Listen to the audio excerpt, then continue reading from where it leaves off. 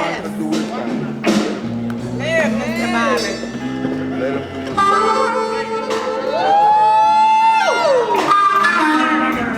Let him do his thing. Let him do his thing.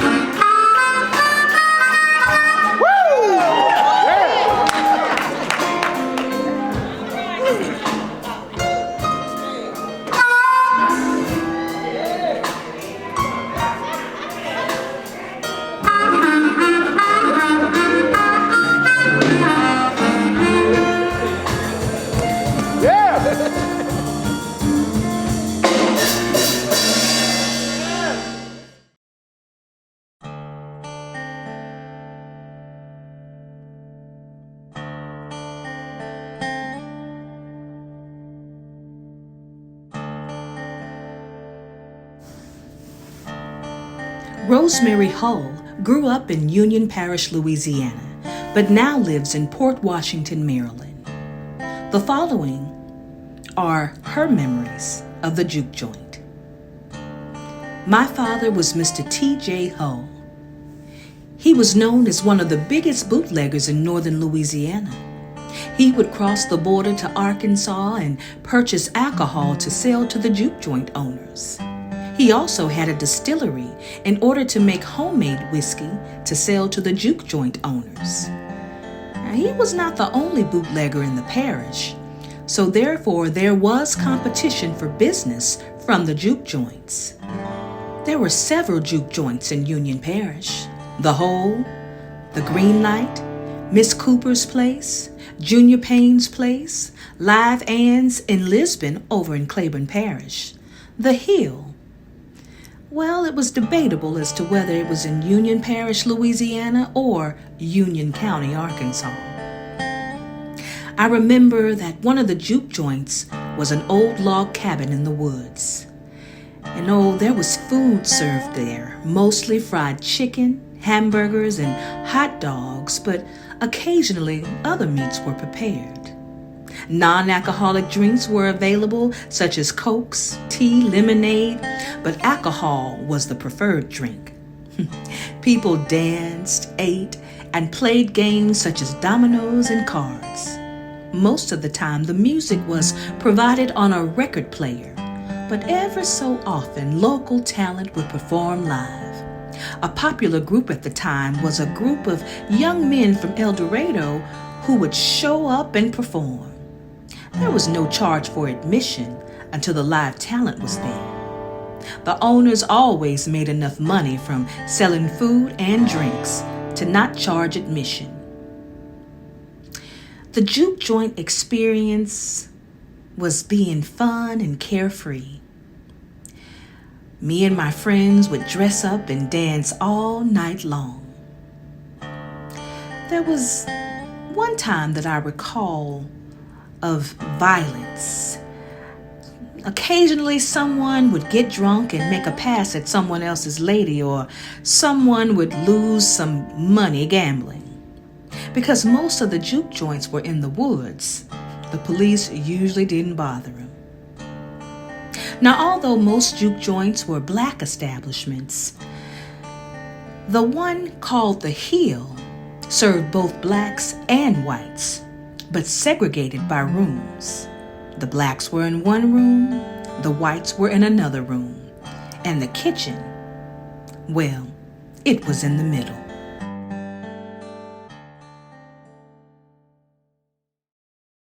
Cedric Clark grew up in the Union Parish community of Lockhart, Louisiana. Shirley Clark grew up in the Union Parish community of Junction City, Louisiana. Mr. and Mrs. Clark were both very eager to share their experiences and stories regarding the juke joints. Mr. Clark spoke of fond memories of the juke joints. Summertime was especially fun in the juke joints because people would start barbecuing or cooking early in the day to be ready for the weekend crowds. most of the people that I knew of, we had a few juke joints around in the community, little places. A lot of them be to the houses when they go to people's houses. That's how it was in Bugle Ground. Yeah. And as for Lily, I'm not for sure which one or whose house it was. But later on, after I got up old enough to start going, they had a little place in Lily called Green Light. Okay. Then there always was a hill just up above Johnson City here. And now that was the main hangout right there. Everybody would come to the hill for miles around. Really? Yeah. And, what made it so popular? Well, it was legal. Oh, okay. It was legal for one. And, Oh, there were fond memories of social interactions that took place in the juke joints. People were generally in good spirits and just wanted to have fun. Then there was a guy named Kurt Mayfield had a Mayfield Farm out there, and I heard about that. he had, and he was kind of behind everything. Okay. Place they had a whole lot of people working on his place and stuff like that. Mm-hmm. They just had that fixed up there for them. But at the time, you know, it was all segregated. You could go in the, we had to go around to the back, and the white would go to the front. Mm-hmm. But we'd all be there, and we knew it. A lot of them we know. We talked to each other from different times. Right. Okay? Yeah. Then we would go there. I would see someone in the juke joint on a Saturday night, and then on Sunday morning, I would see that same person in church with that same suit on. Place out on going towards Summerfield out there. There's a big house, and they used to do a lot of bootlegging and gambling at that house. Really? Did it have a name? I think there's a lady that kind of did she did cooking and stuff. They call it Dot's Place. Dots. Okay. Yeah, I think that's the Dot Buzz, I believe. Oh, okay. Best somebody remembers. And we had to go out there, hang out there, especially on Saturday nights. Really? Mrs. Clark recalls her times at the juke joint. I was warned by my parents to stay away from the juke joints because of the reputation they had. Oh, as a little girl, having to go to the other side of the street on my bike in order to avoid getting too close to the juke joints. Now, some juke joints were open during the day on Saturday, but the real crowd was on Friday and Saturday nights. And some were even open on Sundays, but did not sell alcohol until after church.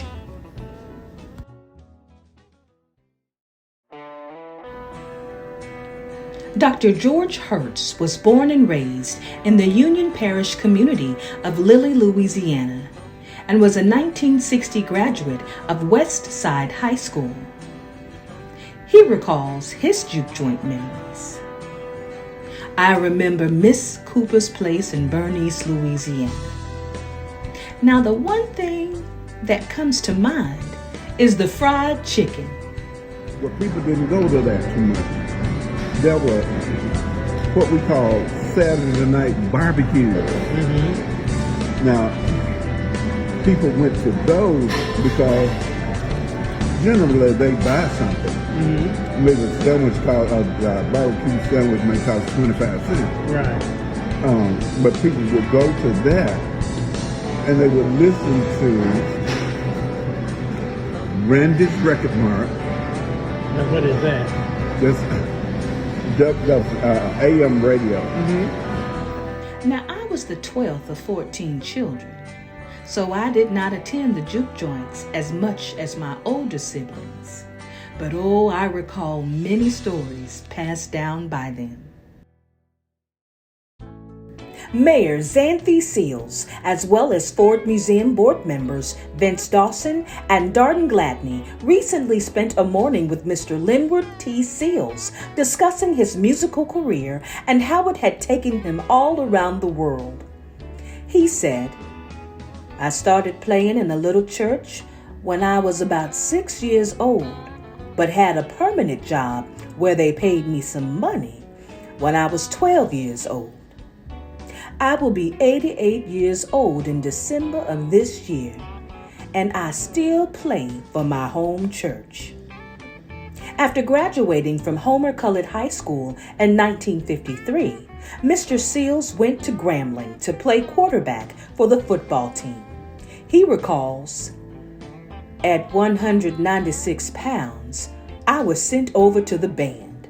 Luckily, I knew how to play multiple instruments, and the rest is history." After enrolling in the military, he later was a member of the Rolling Along touring group that entertained the troops. After the service, Mr. Seals was the high school band director in Homer before returning to his alma mater as band director at Grambling. The Grambling Band was and is world-renowned and has played in China, for presidential inaugurations, on The Ed Sullivan Show, and is always a crowd pleaser for parades and halftime shows. Mr. Seals described the marching band as strict military with special steps added. Mr. Seals also played in juke joints and clubs and recalled, "The physical building which housed the juke joints were not always in good repair. Sometimes they would tell the patrons, 'Don't dance over there,' because there was the possibility of falling through the floor." When asked if he ever played in a juke joint on Saturday night and in church on the next Sunday morning, he answered, "Many times. Musicians are musicians and would play wherever at the drop of a hat, from the church to the grave with the clubs thrown in the middle."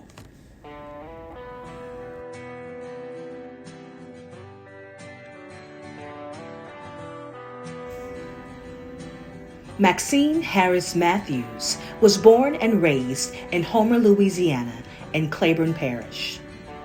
She recalls her juke joint memories. I'm so full. I mean, that's when it was a long house.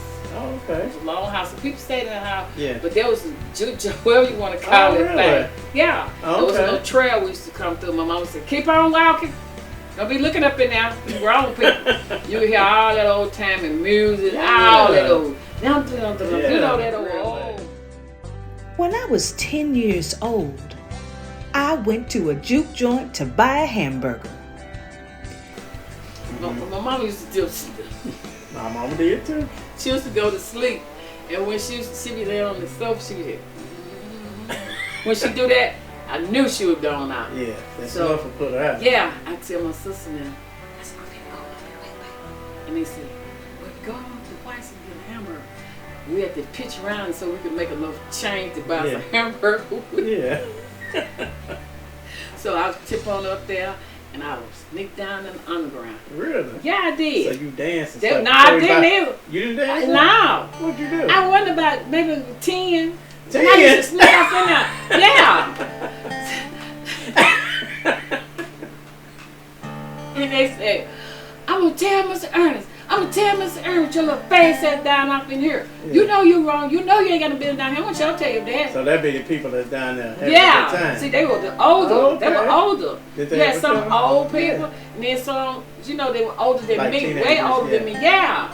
And Yeah. I used to, see, I had long hair, long ponytail. I used to snatch out. I can't tell. Yeah.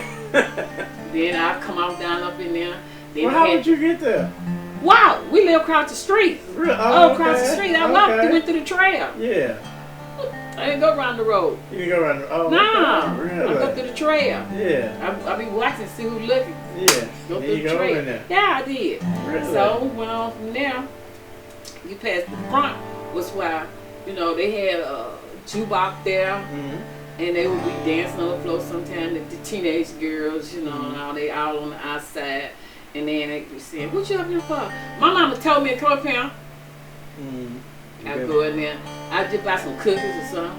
Yeah. You know, I take the Really? nigga to buy the cookies with. Right. Cause the cookies you got them like 2 for a penny, Right. and that's 10 cookies for a nickel. Mm-hmm. So I get that there.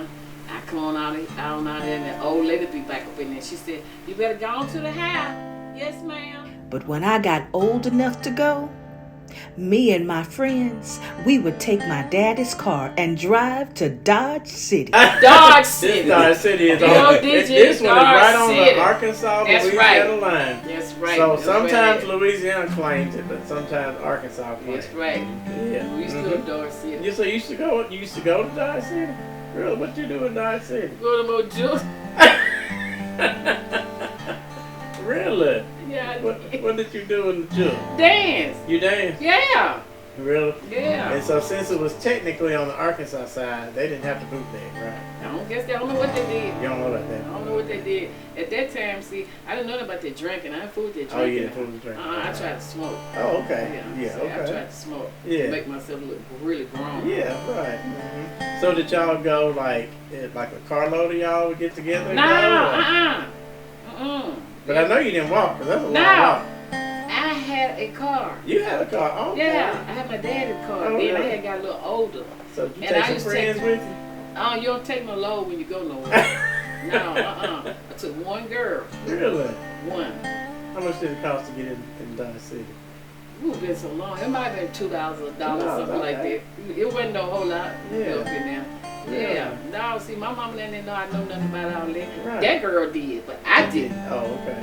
Mm-mm. So she was kind of the ringleader, huh? Yeah, we went on up there. Yeah, so you just got provided the ride. That's all right.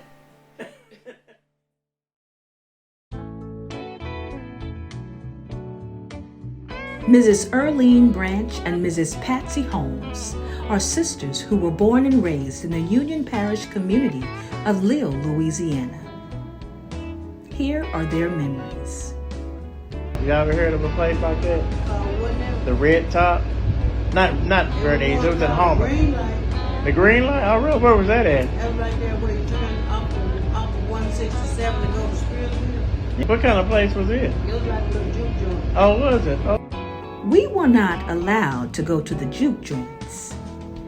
However, I remember seeing how much fun it appeared that the participants were having. But they had all the dances and stuff in The Continental Club? That was one of them, yeah. That was one of them. And there was another one, I can't think of the name of it, but there was another one around the corner there, it. too. Blood and Yeah, okay, yeah, I've heard of that one. shoots. Shoes, yeah. I Yeah. didn't go to them. But you heard of, yeah, right, what's it, My yeah. husband went to all of them. Oh, did you? Yeah, I know what you mean. Linda Dunn Hardaway was born and raised in Homer, Louisiana, in Claiborne Parish. She recalls fondly the juke joint called the Red Top. As keeper of Claiborne Parish history, she has heard many stories. I am the youngest child from a very large family. Many of my siblings are old enough to be my parents. I'd be so fascinated by their stories. Oral history is just about the only thing that we as Black people have. So it's important that we pass these stories down and start documenting them. You need to meet Dr. Jones. That's exactly what he And said. I did a segment on the bootleggers because I knew a lot of them. You see? Aye. Because I knew them through. You know, when you're a kid, you know what's going on because your parents and people talk. You know, when you're Yeah. a kid, you know. So you know who's bootlegging Right. over here, who's bootlegging over here, who See, has you are telling me the same. This almost bringing tears to my eyes. Cause I'm serious. This is the same stuff he was saying yesterday. We need to get a group. And you know what? You know, and, I'm and serious. you know what? And the thing about it is, people who have a love for history like Yeah. we do, we really should form a group of Exactly. maybe 4 or 5 people, Right. you know, who C- are like minds, right. and we can share some things and bounce stuff off Right. each other, you know, because it's, you know, somebody always knows something that you You don't. know, but see, Dr. George told me yesterday. He said, and he told me, he said, don't take this the wrong way. He said, but and this was at the end of our interview, which was almost 2 hours. He said, I'm surprised at some of the questions you asked. And I said, why is that? He said, it's so surprising that you didn't already know this, being a Black person. He said, and that, but then he said, but that only goes to show that our history is not being preserved. It's being wrong. And he said, if you don't know it, imagine what your children and your Don't grandchildren know. don't Don't know. You know, and he said, we need to fix this.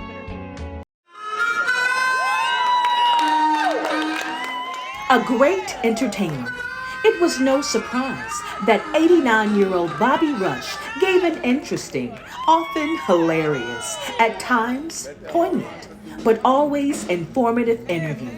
He said, "The same things that make you laugh can make you cry, and that's the blues." Bobby Rush is the king of the chitlin circuit. In his early years, in addition to a small fee which he earned for performing for the night, he might also be given a serving of chitlins, 3 hot dogs, and 2 hamburgers.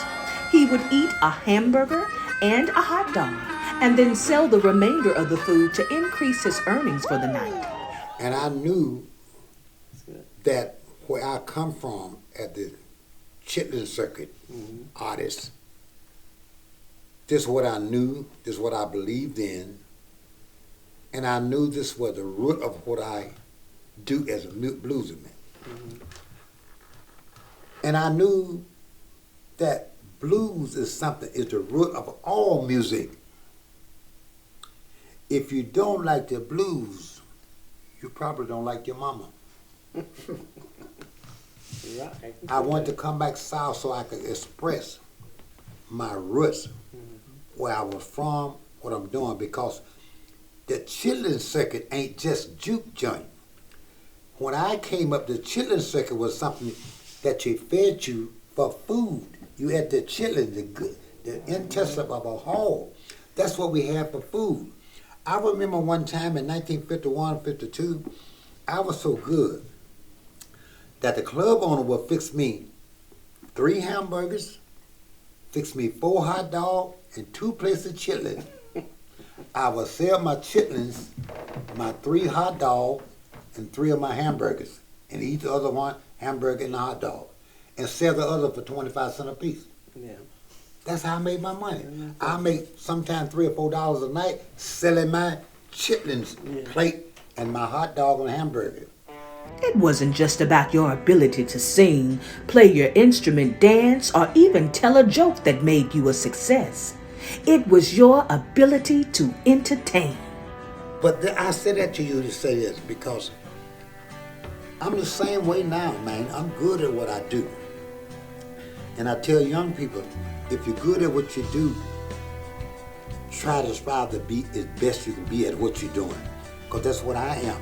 You don't have to like my music. You don't have to like me as an entertainer. But I'm so good at what I do. You say, well, I don't like old Bobby Rush. But damn, he good. Yeah. That's all what matters.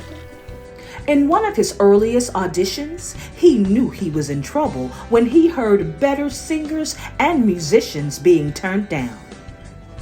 He said, "I was resorted to something that I had learned in my childhood to be chosen, the ham bone. I was hired on the spot and told to include ham bone in every performance." All right. When Is this? just Elmo James, all the guys were gonna get this job. So they did an audition for these 2 white guys. And every time they did an audition for this Rabbit Foot show we were gonna do, I'm sitting back with my guitar in my arm.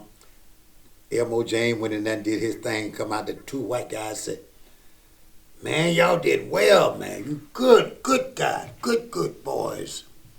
And when they would leave, the guy would tell the other guy, "Man, did you hear that? Man, that sound like, man, I hate that shit." And the next guy go in there and play, they come at me, "You did well, man. You got your job. You did well." When they would walk away, "Did you hear that, man? Man, that sound like boo-boo." So I'm sitting back with my little guitar. He said, "Son, what you here for?" "I'm here to do audition." "So what do you do?" I was afraid to tell him I play a guitar. They just turned 2 guitar players down. They play much better than I play. I said, "I do a lot of things." He laughed. "Hey, Joe, come out here. There's a little long hair boy out here to me. He can do anything. What you think? Look at him, look at him." Ha ha ha. They're laughing. "What you can do, boy?" I said, "I can ham bone." "Show me, boy." I got up, I said. All right. He said, "You hide." They hired me. Elmo, James, the guys had been up before me. I hired all of them, put them in my band. Yeah. That's all right. That was the Bobby Rush Four Jivers. 4 jivers? Four Jivers. Bobby Rush and the Four Jivers. 4 of us. Yeah. You know, I should have said 5 Jivers because I could jive like two. From a bucket and broom wire, he constructed his first musical instrument. He said it was a diddley bow, but I just thought of it as a one-string guitar. But I learned later that the proper name was a diddley bow. But I call it a one-string guitar. Okay. You know, I told her earlier that I made this guitar with a brick at the top of it. It was a string of broom wire that I put on the wall. And one day, the brick at the top fell out and hit me in the head. I got real smart. I reversed it. Put the ball at the top, brick at the bottom. And I sound like Elmo James. Yeah, and those were the days, man. I use burned matchsticks to draw on a fake mustache to make myself appear old enough to perform in the establishments of the day. I wanted to go in 1947 to Chicago then. I was too young. I put my age up and go into club, because you could go in club then when you was 18 years old. But I put my age up, I wasn't about 15. I went and got my daddy's matchbox, and I would stretch the match and blow it out. Stretch another, blow it out. Get me 2 or 3 matches, let it cool off, and paint my mustache. So I look like a Fu Manchu. Put my age up. And I would get in the club. From those beginnings, he went on to become a Grammy Award-winning performer with too many additional honors to name. Born in Claiborne Parish, Louisiana, and currently making his home in Jackson, Mississippi, even after his international success as a performer, he was quick to express his appreciation to be included in this project. But from that time to this time, there's been a lot of changes. Here I am, sitting here today in my home state, born about 5 miles from here, Concord, Louisiana. I never thought that I would be sitting and be welcome in my hometown, home state, talking to you like I'm doing now. I never thought I would be in this place. 419 record label. Been recording this year for 70 some odd years. I'm a blessed man. You certainly are. Yes. I have crossed over, but I never crossed out. Here I am. You better take a good look at me right now. This could be the last time you see me. Everything you do, brother.